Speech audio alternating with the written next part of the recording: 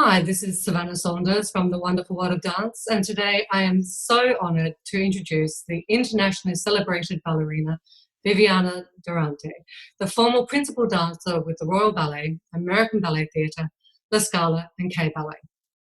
Following an international acclaimed career on stage, Viviana has also established her own company, the Viviana Durante Company, which has presented a groundbreaking program of works featuring not only herself, but a roster of famous dancers from the Royal Ballet, Ballet Back and Scottish Ballet here in the UK. Hailed as one of the most dramatic dancers of her time, Viviana has continued to forge a career as artistic director, producer, coach, judge, and author. Her latest step sees her sharing her knowledge and experience gained over the last 2 decades or more with the next generation of ballet stars at the English National Ballet School. Viviana joined the ballet school as dance director last year and has been appointed now as the artistic director. And of course, ENB School is one of the most prestigious schools in the world.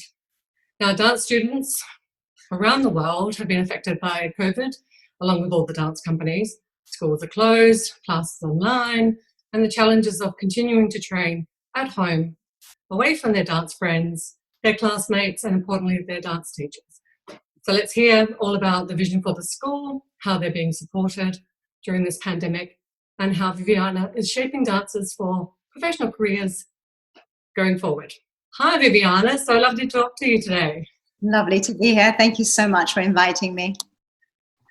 Absolutely, my pleasure. But firstly, congratulations on your appointment as Artistic Director of the English National Ballet School. Thank you. You joined last year as the dance director. What inspired you to join the English National Ballet School?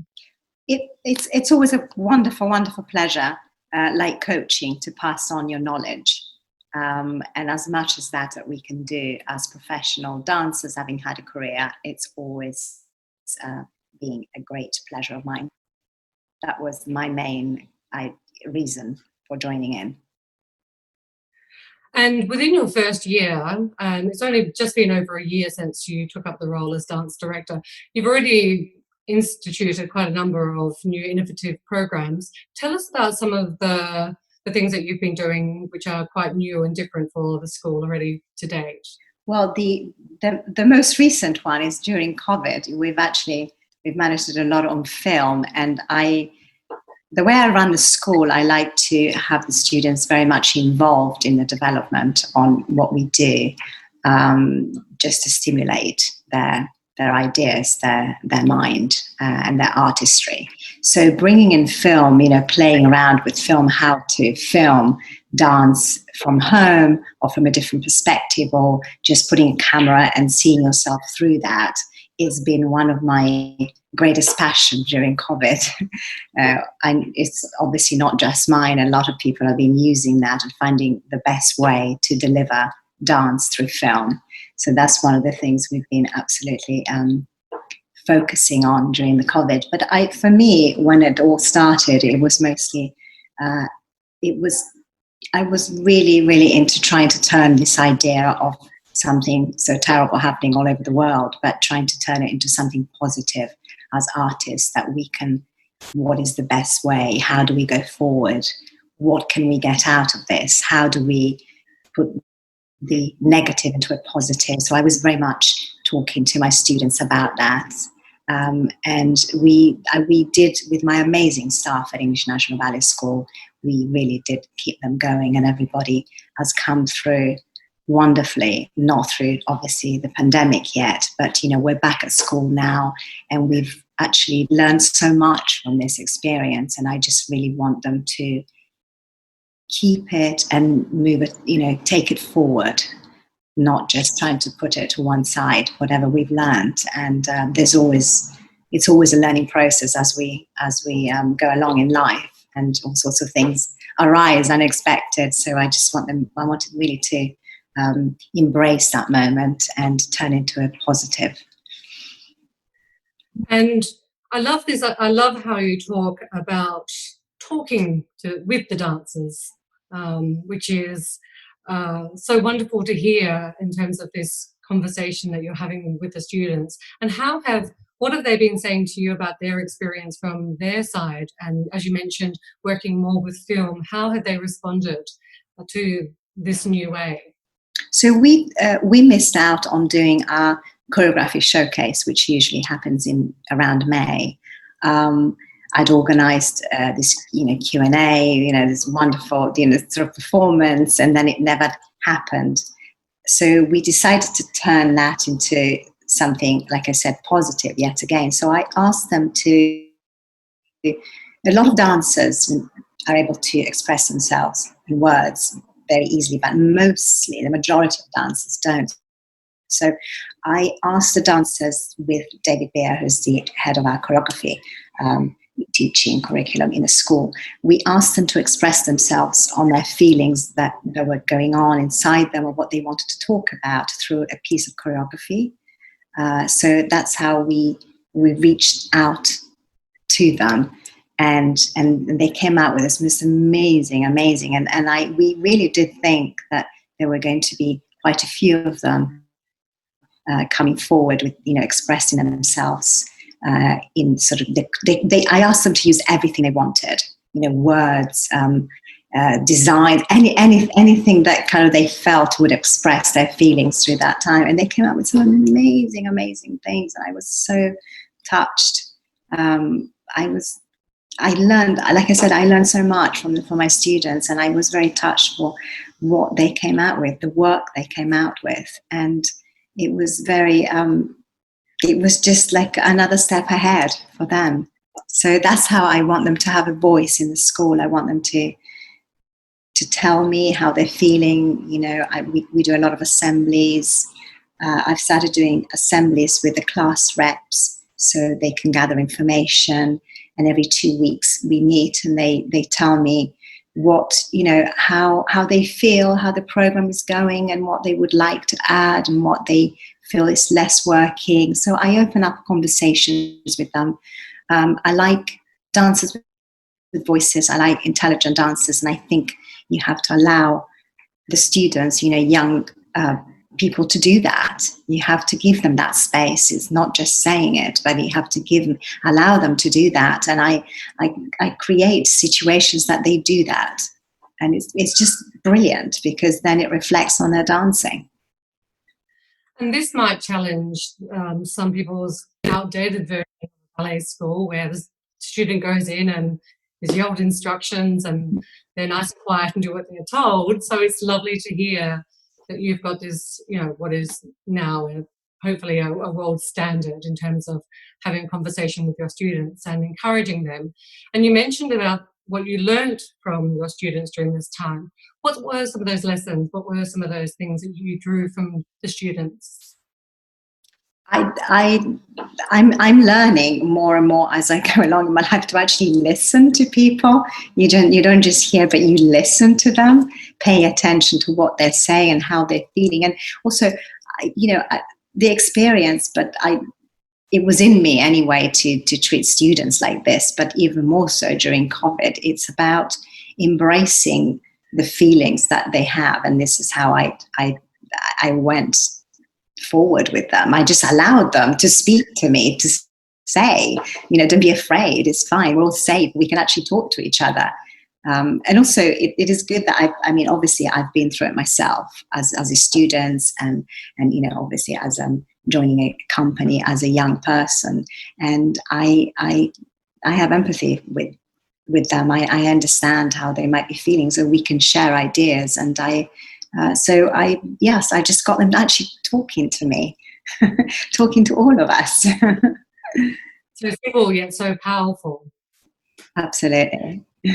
And so now that you're the artistic director of the school, which is a slightly different role to just being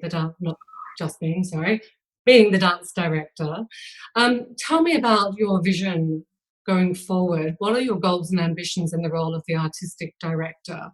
And how is that slightly different from the dance director role? It's exactly the same. It's exactly the same as I was doing before, to be honest. I was very honoured to be asked to become artistic director of the school, and I just said yes, and I'm just doing exactly what I did before. I care about my students and my staff just as I did before. Nothing has changed. My visions for the school has always been to broaden up, to make amazing, versatile dancers, intelligent dancers, curious dancers, and it will always be that, really, my priority, and to look after them as people, mostly people, dancers, exactly the same for me. And you trained yourself at the Royal Ballet School. As you mentioned, you were a very young dancer when you graduated into the company. Tell me about how your training experience a couple of decades ago has influenced your approach to your teaching now and how you are running your school. Yes, well, I didn't have the opportunities, in the sense of versatility of styles that came into the school when I trained. We did classical ballet, we did Morris dancing. I remember doing Morris dancing. I was no good at it whatsoever, and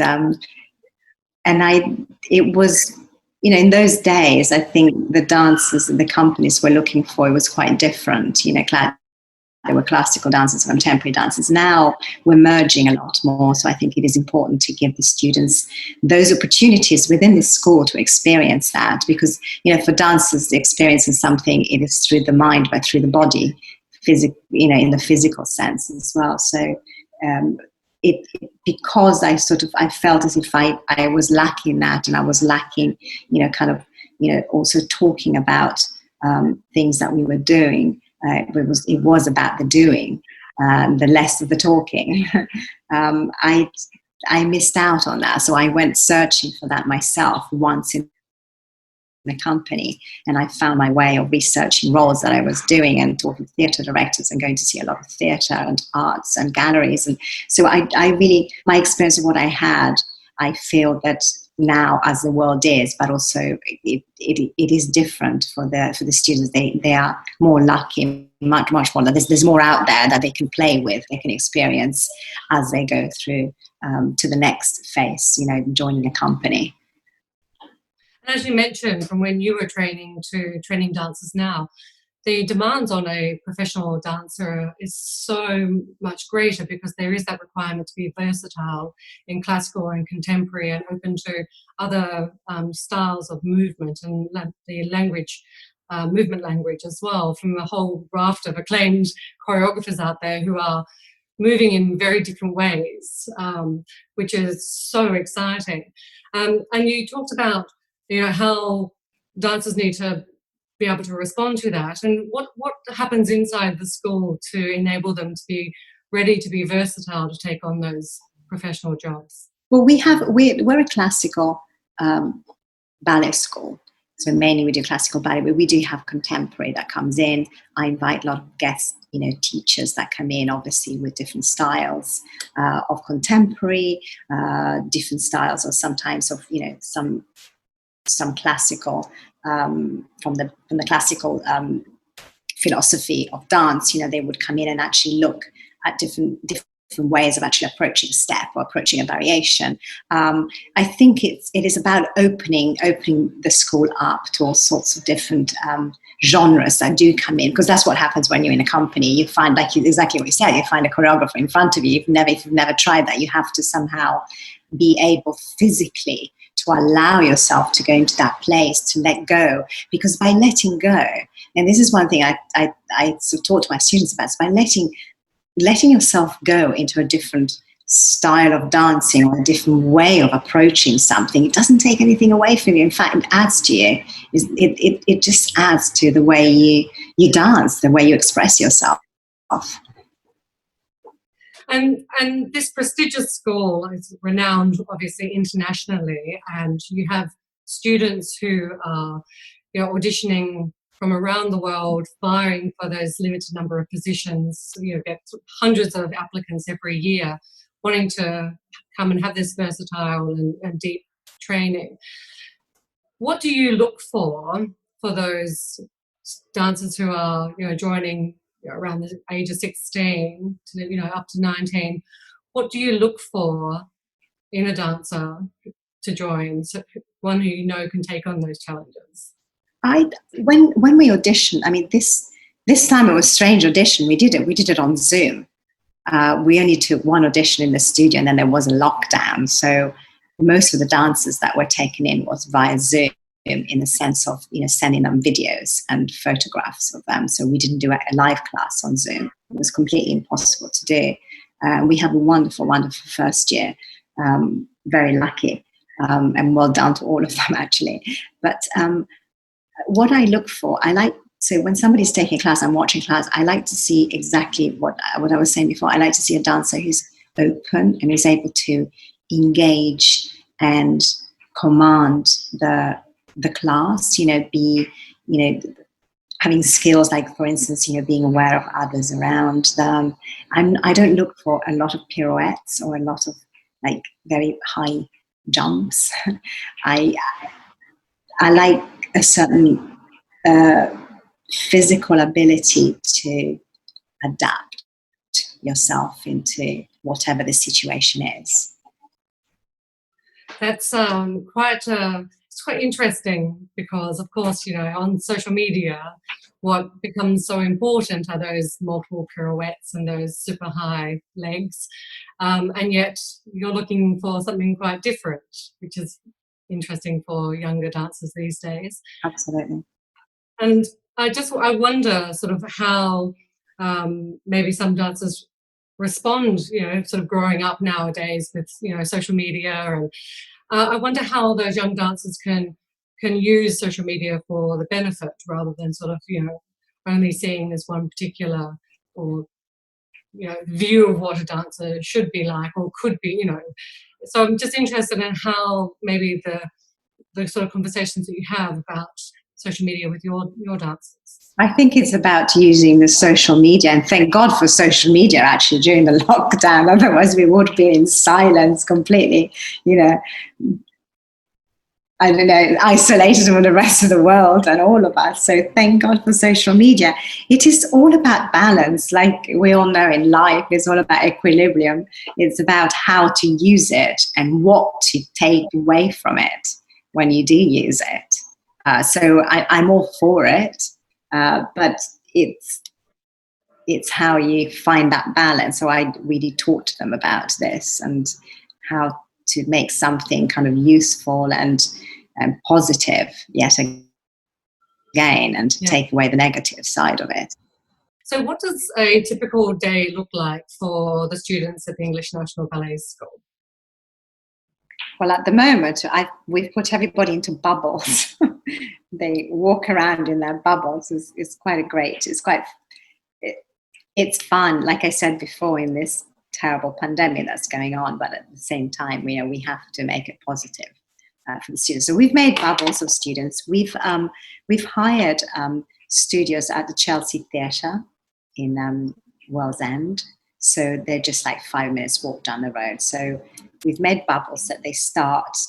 Some bubbles start the day there, so they do their Pilates and there's body conditioning classes there, and then they come to the Hortensia Road, and that's where they do their class, half an hour warming up all together, and then they stay in the studio, they do their class, and then they have 15 minutes break, they do their variations, contemporary, whichever, loads of stuff we put on the schedule. So they basically work in 3 hours as they do their Pilates, everything, then they come to school, they do 3 solid hours with 15 minutes break, then off they go, the whole place gets disinfected, and the next bubble comes in. So the only thing, we're doing exactly the curriculum we've offered. The only thing we're not doing at the moment is pas de deux work, because because of distancing, we've marked all the studios so that they have 2 meter distance, all the students. So they wear masks. So it's like I was saying to them in the assembly the other day, it's quite a different place, but at the same time, what we believe in is exactly the same. And I've asked everybody to be very optimistic and take this with patience as well, because we're all navigating through this. Nobody knows the answer, so we're all trying our best to adapt. But they're doing brilliantly. They really are. They've taken it on board, and they're being very, very careful, and really, I'm very, very touched. They are responding brilliantly to everything we've put, forward. We've organised for them, and I think they'll thrive. I think it'll be a very focused year for everybody, and I think they will learn and become better artists. Yes, well, experience and life experience really helps, I believe, to deepen artists. I think bit of life experience, and like you say, we're all going through this. It's all new. Everyone's in the same boat. All schools, all students, not just vocational dancers, but academic students as well. So I think those concerns must be obviously for the dancers about being set back in some way due to the impact on the amount of time that you have face to face with your coaches, or so. But everyone's going through it, so I guess everyone will be slightly, I guess, set back, and potentially might not be the right word, but like you say, I guess for the younger students, they've got a little bit more time to catch up. But what about those that they sort of coming towards graduation and thinking about, trying to find their first job with a company and going through auditions, like you're talking about, having to do them on Zoom?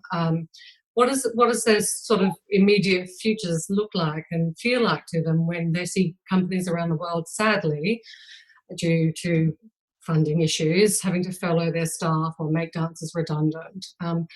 How do they feel about the future? Not great. I mean, the sooner we get a vaccine or some medication out there, and then we can all feel slightly free, and companies and theatres open up properly, I think we'd all feel obviously better about it. It's what it is. It's what it is. We have to remain strong. We have to get ready for the opportunity, because we don't know when it's going to arrive, and we have to be optimistic, and we have to keep training. I mean, if we don't train properly our students, we're not going to have enough dancers in companies when it all opens up. So it is absolutely important. It's completely essential. I mean, the schools, the ballet schools, or any schools, around the world. I mean, it is probably the most important thing to look after. The young kids that don't find themselves in a situation where they are going to have, they really won't know what to do. So therefore, we have to hurry up, and hopefully it'll all be fine soon. But I think it's just the focus. We have to keep their focus. It's about keeping focus, I think, and not allowing anyone to divert or let go of something which would be a shame. Yeah, and perhaps I've when speaking with lots of professional dancers, they talk about the leap that they have to make from their ballet school or their dance school into professional companies, and often that transition comes with being an independent almost. Although you're in a company, you are solely responsible for your own training, really. Aside from your company class and your all of the other schedules, but you become more responsible. And perhaps this is maybe forcing that transition a little earlier, maybe. So they're used to sort of being more isolated or out of their ballet school in some way. That's right. Yeah. I mean, we talked a lot to our students about resilience. Dancers are very resilient. We don't actually realize how we are, and what an example we are to a lot of different genres out there. And it's just about reminding yourself that you do have that inner strength, which is from when you're little. When you first start ballet, it is that kind of focus you need to have, and that resilience that comes with it, with a job. It's just about reminding people that it is there. And so therefore, I mean, we have also, I brought in the trainee program, which is just to help just keep some dancers, obviously, who have not made the leap to go into a company. They found themselves in lockdown, to join this year with the trainee program. We've put all sorts of things together. We've got lovely guests coming in, and we're in partnership with DCD with lots of talks and workshops in order to actually keep their focus and keep their training up for when that opportunity opens up again. Yes, and this may not be the only setback that they have in their career as they, go That's through right. the next 10 or 20 years as a professional dancer. There could be injuries, or they may want to take time off to become parents, or the jobs might not be, back to back. So I guess this is their first setback in a career that may have other Right. sort of milestones, I guess. Yes, and also it's about teaching the students that a path towards your dream is not necessarily straightforward. It does go left, and sometimes it goes right, then it comes back on, and then you have to go the other way quickly. But if really that's what drives you, you do get there at the same time. It might not look the same as what you thought it was, but it might feel actually better than what you expected, and it usually does anyway. So it's about I'm very, very focused about not letting them just completely veer off focus, veer off. I like to channel them. I want them to keep going, because we are going to go through this, and we're going to be stronger people because of it. And we must not let go. Absolutely. And as your career has been over 2 decades long. There are many ballerinas male and female, who are having much longer careers these days. And so they've got a long journey ahead of them. Which sort of brings me around to your own journey, because I feel I'd be completely remiss if I didn't spend a few minutes at the very least talking about your own incredible career. Now, as I mentioned before, you have danced not only with the Royal Ballet and ABT, but you have danced all around the world, all the classical roles. I know it's a lot to talk about in such a short amount of time, but you now run your own company, which I have to say I love that it's got your name on it. So great to see a female name above the company. Female artistic director of a ballet school, fantastic, loving it. But when you look back over these last couple of decades, what stands out the most in your mind? What are some of the special moments that really have stayed with you? I know that's a tough question. It's a very tough question. I have many. A career. It's been my life all the time. I mean, it's been my absolute life since I was 6 years old. So, wow, I wouldn't really know how to answer that. I can only say that I've had some amazing experience, and I've met some amazing artists along the way. And I just love learning. I'm a very curious person, and I like to open up to opportunities and to the arts in general. And I mean, obviously the Royal Ballet has been my greatest adventure, but I then, I have experienced different cultures, different theatres, like I said, dancing different roles. I mean, what can I say? I'm very thankful for what, my career has been, and I always will be. It is one of my greatest passion, obviously, is dance in life. I'll say one of my greatest because it is also my family, my little boy and my husband. So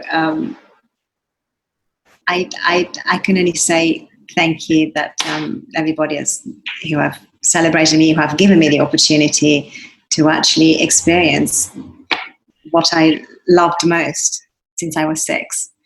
Well, you've had many an audience member, past, present, and no doubt future, who will continue to absolutely adore you. My final question, and one which some of the fans on Instagram and Facebook wanted me to ask you, which is actually, turns out, one of my favourite questions anyway, is what advice would you give to the next generation of ballet stars? If you could pass one thing on, what would it be? Never give up. Never give up. And never give up. Words.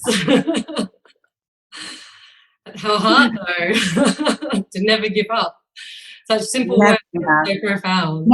Never give up. Dreaming, dreams are the most amazing things that a human being can experience, can have. So you never give those up for anything.